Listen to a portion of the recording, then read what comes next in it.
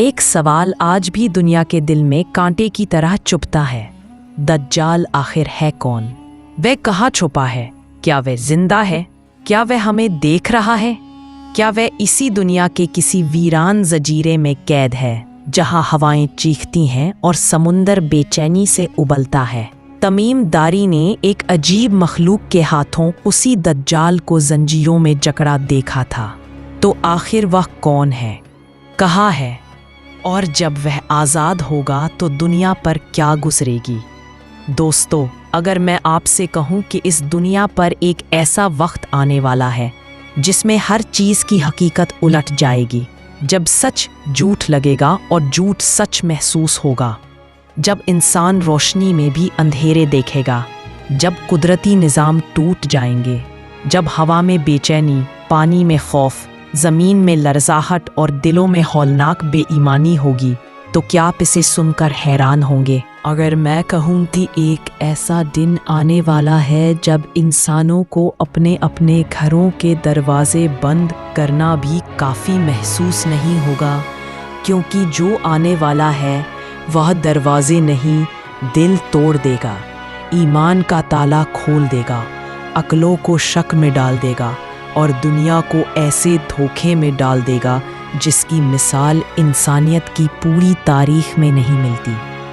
دوستو، یہ کوئی قصہ کہانی نہیں، یہ وہ سب سے بڑا فتنہ ہے جس سے ہر نبی نے اپنی امت کو ڈرایا، جس کے بارے میں رسول اللہ صلی اللہ علیہ وسلم نے فرمایا کہ آدم کی پیدائش سے قیامت تک دجال سے بڑا کوئی فتنہ نہیں آیا۔ یہ وہ فتنہ ہے جس کا ذکر قرآن نے اشاروں میں کیا، جس سے جبریل نے نبی صلی اللہ علیہ وسلم کو بار بار خبردار کیا، جس کے لیے دنیا کی فضا صدیوں سے تیار ہو رہی ہے اور جس کے لیے آج کا انسان اپنی بے ایمانی، ٹیکنالوجی اور دنیا پرستی کی وجہ سے خود راستہ بنا رہا ہے۔ دجال ایک انسان ہے، مگر اس کی پرورش عام انسانوں جیسی نہیں۔ اس کی پیٹھ پر شیطانی قوتوں، جنات کے سرداروں اور بد روحوں کا سایہ ہوگا۔ اس کی ایک آنکھ پھوٹی ہوگی جس سے دنیا کے ظاہری لوگ اسے کمزور سمجھیں گے، مگر وہ آنکھ نہیں جو دلوں کی آنکھیں اس کا فریب دیکھ نہ پائیں گی، وہ اصل نقصان دے گی۔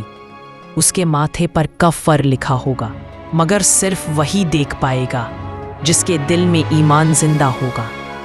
تمیم داری کا واقعہ اس حقیقت کو اور بڑھا دیتا ہے جب وہ اپنی کشتی کے بھٹکنے پر ایک عجیب سے جزیرے پر پہنچے جہاں بالوں سے ڈھکا ہوا جانور جساسا ملا، جو بول بھی سکتا تھا، انسان کو دیکھ کر پہچان بھی سکتا تھا۔ وہ انہیں ایک عمارت میں لے گیا جہاں ایک بڑے جسم والا انسان زنجیروں میں جکڑا ہوا تھا، جو عرب کے حالات پوچھتا رہا، مدینہ کی کھجور کے باغوں کا حال معلوم کرتا رہا، رسول اللہ صلی اللہ علیہ وسلم کے ظہور کے بارے میں دریافت کرتا رہا۔ میں دجال ہوں، ابھی مجھے نکلنے کی اجازت نہیں، مگر جب وقت آئے گا تو میں دنیا کے ہر کونے میں جاؤں گا، کوئی دستی ایسی نہیں ہوگی جس میں داخل نہ ہوں گا سوائے مکہ اور مدینہ کے۔ دوستو، یہ وہ لمحہ تھا جب صحابہ کی رینج میں سنسنی دوڑ گئی۔ انہوں نے یہ بات رسول اللہ صلی اللہ علیہ وسلم کو سنائی اور آپ صلی اللہ علیہ وسلم نے اسے حق قرار دیا۔ دجال کا ظہور اس وقت ہوگا جب دنیا ظلم سے بھر چکی ہوگی، جب نسلیں گمراہی میں ہوں گی، جب ہر جانب جنگیں، قحط، بیماریاں اور بے برکتی ہوگی، جب ماں باپ اپنی اولاد پر اور اولاد اپنے ماں باپ پر بھروسہ نہیں کر سکے گی، جب چھوٹے بچے بوڑھوں جیسے ڈرنے لگیں گے اور بوڑھے خود کو بچوں جیسا کمزور محسوس کریں گے۔ وہ مشرق کے علاقے خراسان سے نکلے گا، اس کے ساتھ 70,000 یہودی ہوں گے جو سلسبیل جیسے کپڑے پہنے ہوں گے۔ وہ نکلے گا تو دنیا کے لوگ اس سے خوف زدہ بھی ہوں گے اور متاثر بھی۔ وہ اپنی فریب کاری سے آسمان سے بارش برسا دے گا، سوکھی زمین کو سبزہ کر دے گا، خزانے ان کے پیچھے جانوروں کی طرح دوڑتے آئیں گے، ایک شخص کو قتل کر کے زندہ کر دے گا۔ اس کے پاس 2 چیزیں ہوں گی، ایک جنت، ایک جہنم، مگر نبی صلی اللہ علیہ وسلم نے فرمایا کہ اس کی جنت اصل میں جہنم ہے، اور اس کی جہنم اصل میں جنت۔ لوگ اس کے سامنے کھیت اگتے دیکھیں گے، پانی بہتے دیکھیں گے، بیمار اٹھتے دیکھیں گے، مگر یہ سب حقیقت نہیں ہوگا بلکہ شیطانی فریب ہوگا۔ پورا عالمی نظام ٹوٹ جائے گا۔ پہلا دن 1 سال جتنا لمبا ہوگا، دوسرا 1 مہینے جتنا، تیسرا 1 ہفتے جتنا، اور باقی عام دنوں جیسے۔ مسلمان حیران ہو، وہ ہر جگہ جائے گا لیکن مکہ اور مدینہ میں داخل نہیں ہو سکے گا، کیونکہ فرشتے تلواریں نکال کر اسے روک دیں گے۔ مدینہ 3 بار ہلے گا، اتنا کہ اس کے منافق باہر نکل جائیں گے اور ایمان والے اندر رہ جائیں گے۔ دجال دنیا میں فتنہ برپا کرے گا، لوگ اس کے راستے پر دوڑیں گے۔ ماں نہیں رہیں گی، بھائی بھائی کے دشمن بن جائیں گے، دولت پرست اس کے پیچھے رکوع میں جھکیں گے، اور ایمان والے بھوک پیاس برداشت کر کے بھی اس کے سامنے سر نہیں جھکائیں گے۔